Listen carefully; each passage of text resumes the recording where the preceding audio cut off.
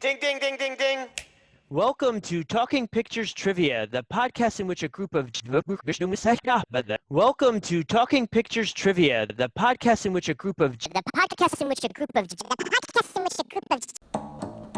B-side. Well, do you have anything else to say No, about I feel inverting, like, KJ? I'm sure we have other things. Mhm. All right. So are there any other series that do this well? I'm like, video games do it. Bioshock 1 Mhm. and Bioshock 2 did it, but that's not the same. I don't know if any. They bring up Tenet. Remember Tenet? Which is a movie that inverts itself. I'm like, Bioshock 1 and Bioshock 2 do it. Has anybody played those games, or am I the only one? I know Bioshock 1. I don't Okay. know Bioshock 2. So I had no idea it gets inverted. Well, 2, you kind of become a big daddy. You do, but it's more the philosophies are inverted, because the first one is Ayn Randian individualism. And so the idea is like, that's the philosophy of the city. Whereas the second one is sort of ultimate communism, where literally every single human mind will be hybridized into one mind. So the idea is that it's the total opposite in terms of becoming a hybridized communist instead of a complete single individuals. So that one does it, I think, fairly effectively. I actually like Bioshock 2, though I know it got bad reviews, but I actually like that one. But that's definitely one that takes a philosophy. You sort of need something like that almost. You either need like a time frame where you can flip a circumstance, or you need philosophies. I bet there's ones that have philosophies that do it, that have sort of like, you take a philosophy of, in one extreme and you flip it to the opposite extreme. Yeah, video games remind me of Donkey Kong and Donkey Kong Jr. In the first one, you're trying to save the princess from the ape. In the second one, you're the ape's kid trying to save the ape from the Mario. I'm not familiar with that. Did you play Bioshock Infinite at all, Pat? Yes, I did. So that I didn't play very far, but I thought that was going to be the communist dystopia as opposed to the libertarian dystopia of the first one. No, the second one was the communist dystopia. So the first one was libertarian, second one was communist. The third one is really weird. The third one's like a alternate universe, like, manifest destiny, American manifest destiny thing, and like, and it's that one's very weird. And then it gets very meta. Like, it starts making commentary on video games themselves. Oh. It literally turns into like a commentary on, like, playing the video game becomes a commentary on the playing of video games. Because, like, they make the point that, like, in a video game, yeah, you can do anything you want, but there's always some choices that the video game forces you to make. And so literally that's like the whole thing, is like, they can change the world, but only within limited constraints, because there'll always be some point where they have to like branch off. So the universe itself actually reinforces the point of the game. It's really weird. The Stanley Parable does that too, that other video game. I haven't seen that one. Yeah. That one plays with your head. But even the first Bioshock 2 does something similar. They play the trick on you where they say a phrase over and over again, and you do it because it's a video game, and then they say, why'd you do that? And, like, you kind of feel like, oh, maybe I should have done something else. It is true, yeah, but you can't. It's in the video game. Right. That actually was a clever thing too. You're right. Yeah. That actually was a clever use of the thing, because in the first Bioshock game, you're basically being mind controlled, and the guy who's controlling your mind will always say a certain phrase. And when he says it, you have to do the thing that he said. So in the video game, they just won't let you do anything until you do the thing but it's just like, as far as a video game trope is concerned, you're just like, oh yeah, I have to pick up that thing because that's what the game told me to do. All video games do it, but they never actually give you a reason why you did. Whereas this game actually goes out and says, like, no, you did it because of something we put in the story. It's actually pretty clever. Oh, very good. But nothing to do with inverting. But So maybe there's far less inverting going on than I thought. I feel like it's all over, though. I feel like it's all over, but I just can't think of any. I'm trying to like think of like different trilogies that might be like, I don't think the Color trilogy does it. I feel like does Wes Anderson do it? Doesn't Wes Anderson do it sometimes? He might. I don't know his movies well enough. I feel like he's got ones where he takes like characters who have like they have everything and yet they fail, and then he takes other characters who have nothing and yet they succeed. Like, Wes Anderson does it sometimes with characters. Stephen King did it in these two books, I think Desperation and The Regulators. And what he did was he inverted the books have the same characters, but they're in different worlds and they have different roles. So the characters have the same name, but they have different social positions and what have you. And I read these books in elementary school. So if you want to give me more, if you want me to give you more detail, I will be not able to do that. But it was interesting because I remember the covers actually, if you put the covers together, they make a single painting. And there was an inversion there. I couldn't tell you why he did that. I remember in sixth grade, Tom Lehman thought that was really cool, but I don't know how much John Guare does it with House of Blue Leaves and Marco Polo Sings a Solo, but those are no one is going to know those. Yeah. He does when does he do it with Marco Polo Sings a Solo? This is the same thing. It's like characters who have everything in the entire world that they can ever. Marco Polo Sings a Solo. They can do anything they want. Literally, they can travel through time. They can make anything, and yet they still fail. So what does he do? He goes, Marco, and then nobody calls back. I don't even remember why it's called Marco Polo Sings a Solo. There probably wasn't a reason for it, or just John Guare thought it was funny to rhyme them. Oh, I thought of another thing. Maybe I guess it's kind of the Fast and Furious movies, starting with 4. Whoever the villain is joins the team on the next one. That's a bit of an invert. Yeah, I suppose so. I mean, do we have any movies where there's a hero and an anti-hero? Or this hero and then we follow the anti-hero later on? I mean, that's happened with a lot of Batman. the villain stories that have been coming out with like Maleficent and all of like Joker. that kind of stuff. Joker, yeah. Joker. Yeah. Maleficent, The whole like idea. Well, and Wicked. That's That's an That's a inversion. good one. That's a good one. Well done. one. Yeah. There we go. Yeah. So what do we think is better, Escape from Planet of the Apes or Wicked? I have avoided Wicked because I've never seen it. When I was coming up I was an actor at one point. When I was coming up as an actor, that's when Wicked was big, and every single blonde woman who could sing sang that song Popular. That was like the audition song du jour. And I was like, I will never see this because I've heard this damn song so many times. I will never see this musical in protest for having to hear this damn song so often. Tom, you would have made a good Gilda. Yeah, I think so. Yeah. Oh, you know what's actually a good inversion? Oh, here Frozen doesn't.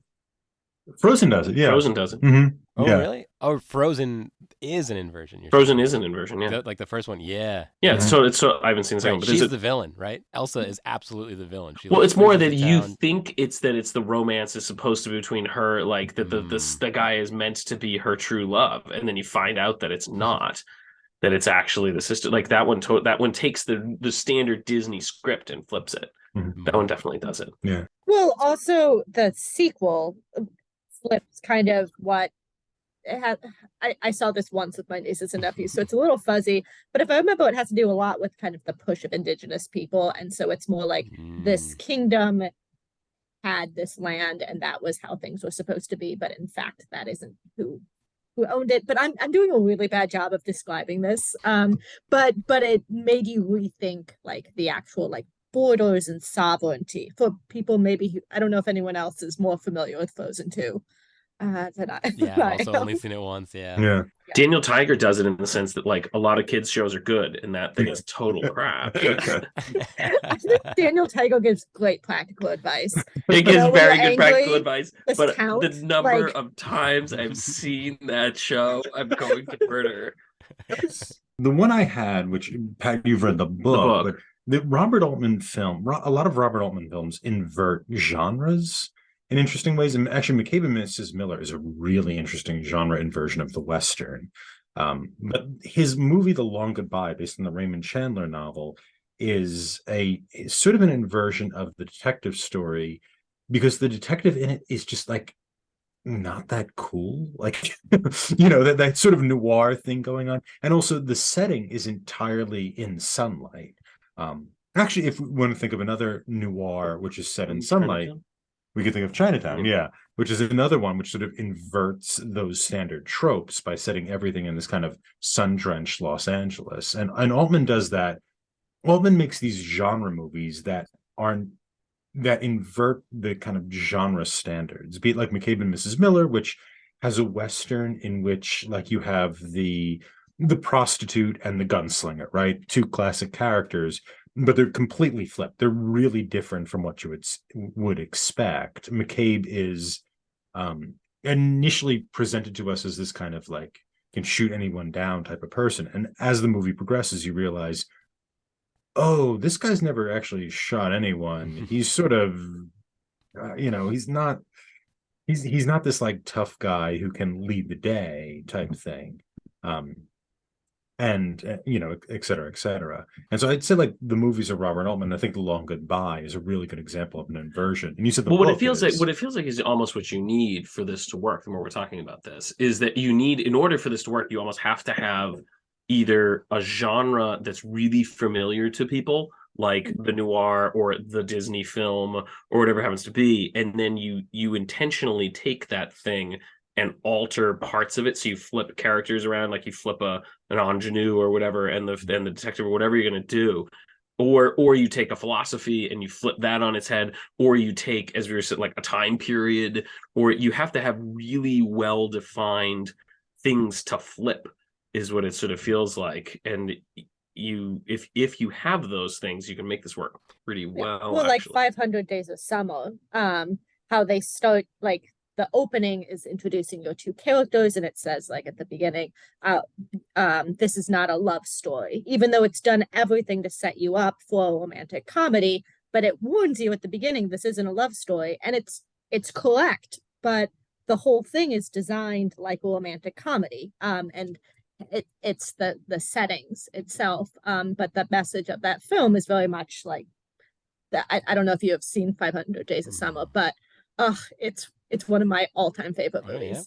I love it. It's so good. But like really the argument of that film is that like relationships can be successful but not last, essentially. Like what the characters needed, they got out of that relationship, but they also needed to break up, essentially. But you have the main character, Tom, this is character's name, who's this romantic and is following all the steps he thinks of a romance, even though it's very clearly laid out to him that that's not what this is. And so you get trapped alongside Tom to like falling in love with Summer when this isn't the one for him.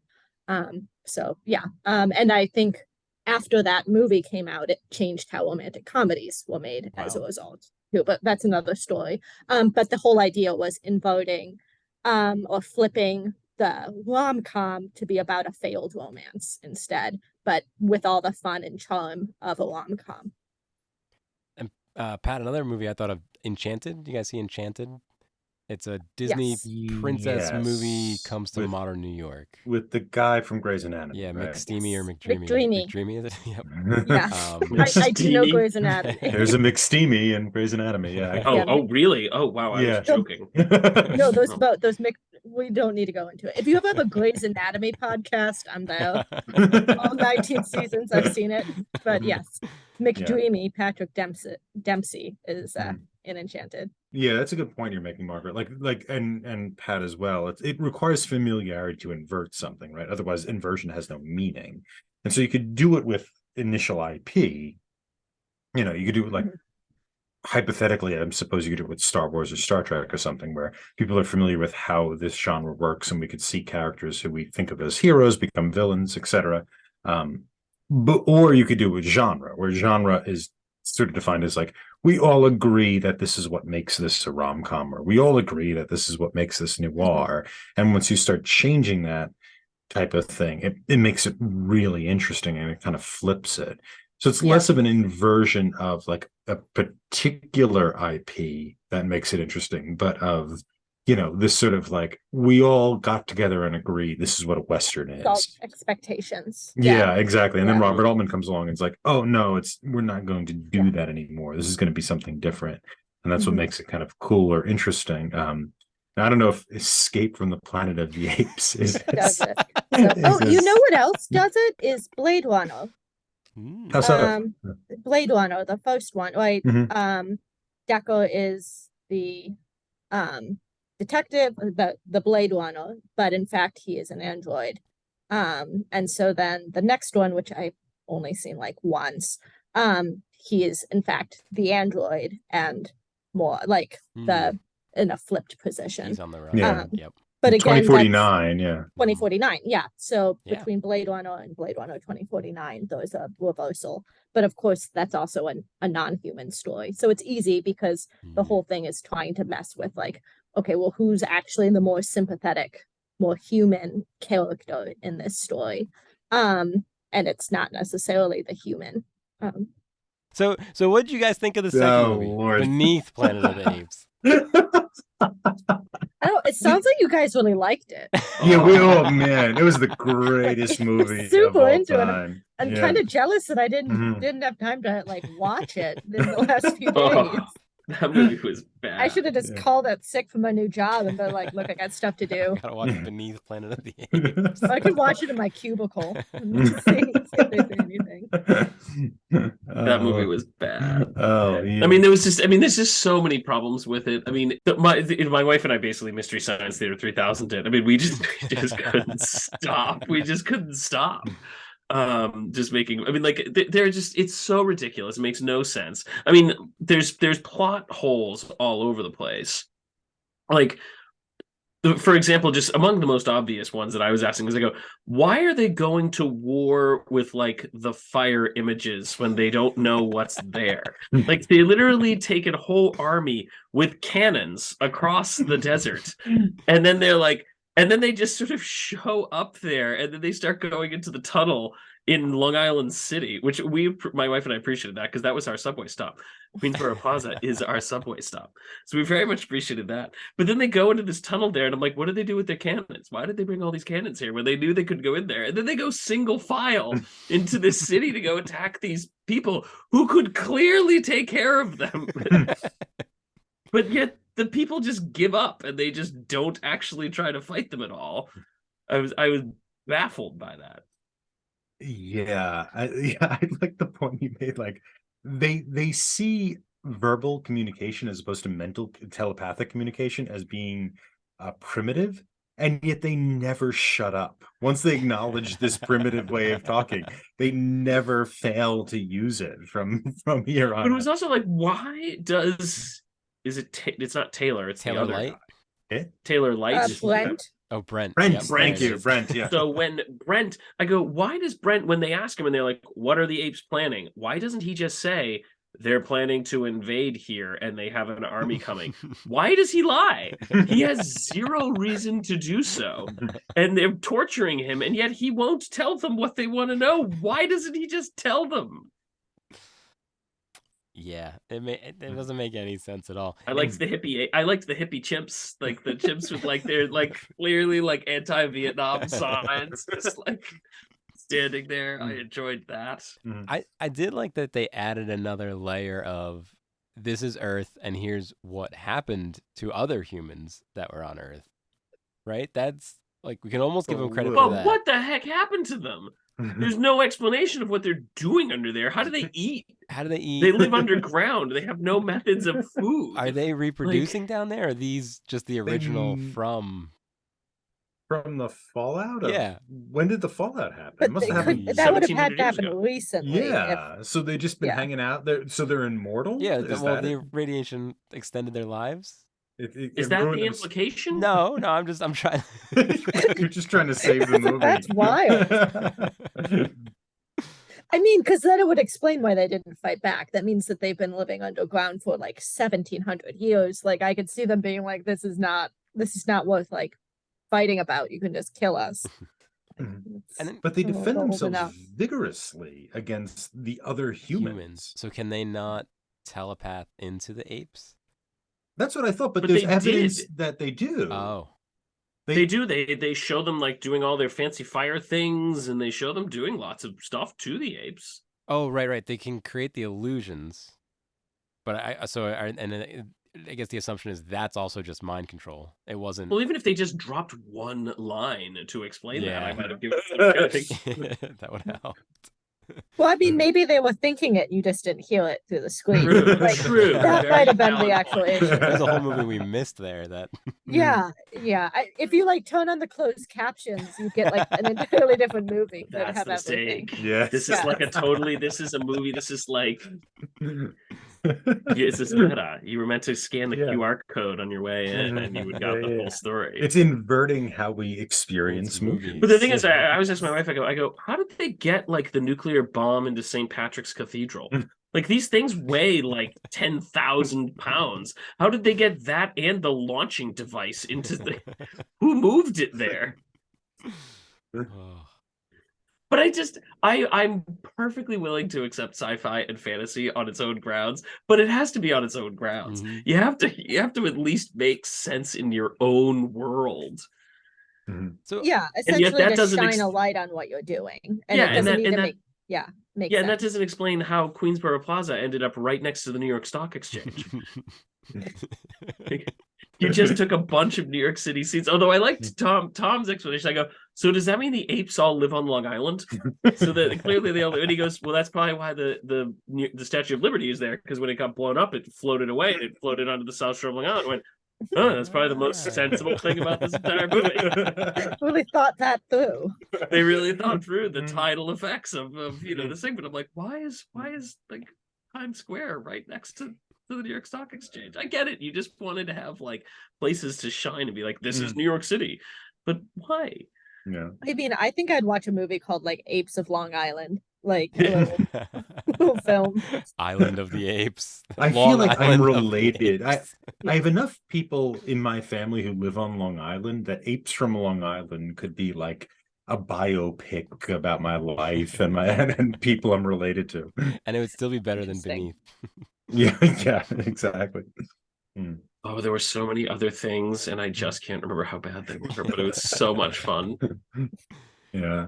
I also like how like Charlton Heston really just wasn't interested in doing more than X number of days shooting. So they hired a guy who shocked he showed up. At I all. was shocked Yeah. he was in that movie. I watched the documentary behind the Planet of the Apes, and he's in it, and they ask him about it, and he's like, I didn't want to be in it, but they really wanted me in it. So I said, look, I'll give you 3 days. You don't pay me. Whatever you're going to pay me, give it a charity.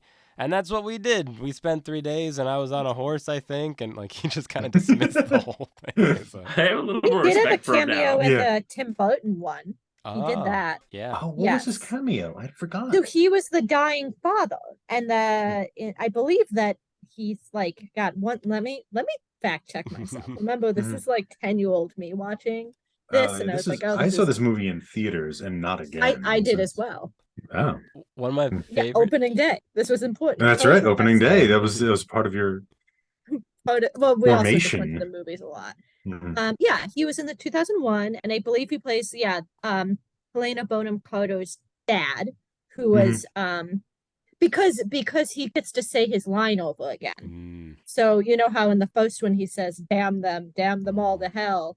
That's his dying words in the Tim Burton film as well. So it's like he's also able to like I hate every ape I see, from chimpanzee to chimpanzee. My favorite Charlton Heston cameo is in, I think it's the second Wayne's World movie, where they're like leaving the church and Wayne asks a guy for directions and the actor's just not that good. And Wayne's like, come on, can't we get a real actor here? And they bring in Charlton Heston and he's like, you take a left down Broad Street. And they're don't remember much, although I'm shocking myself how much I do remember about Planet of the Apes as this comes up. It's all like, I don't know, coming to the surface. I may never see 4 and 5, but Caesar comes in 4 and 5, right?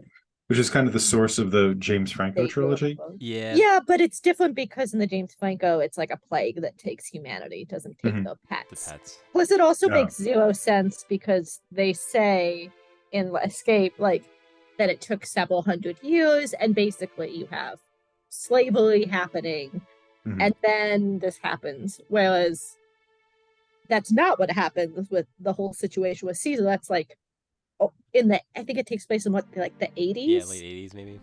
Yeah. So I don't get it. They're like experimenting with him, right?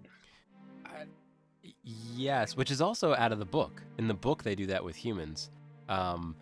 But yeah, so he grows up and all the apes are enslaved. And then it's the circus handler that's like helping him still live in society and he can talk and stuff.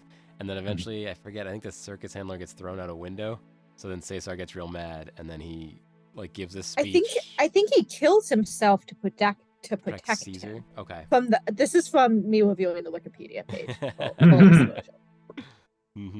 But then Caesar gives a big speech and like gets all the apes to rise up and kill all the humans. Yeah. So I think it's Yeah. worth watching the fourth one, Tom. I do. The fifth one is awful. Don't watch But it the has fifth John Huston. one. Hey, watch the fifth one too. I mean, Yeah, who had to pay his mortgage off, I guess. Yeah. Since we started the podcast, I've wanted to do this movie, but I didn't want to do Beneath. So I've been trying to think of a way to do the third one without doing the second one, and I think we got there.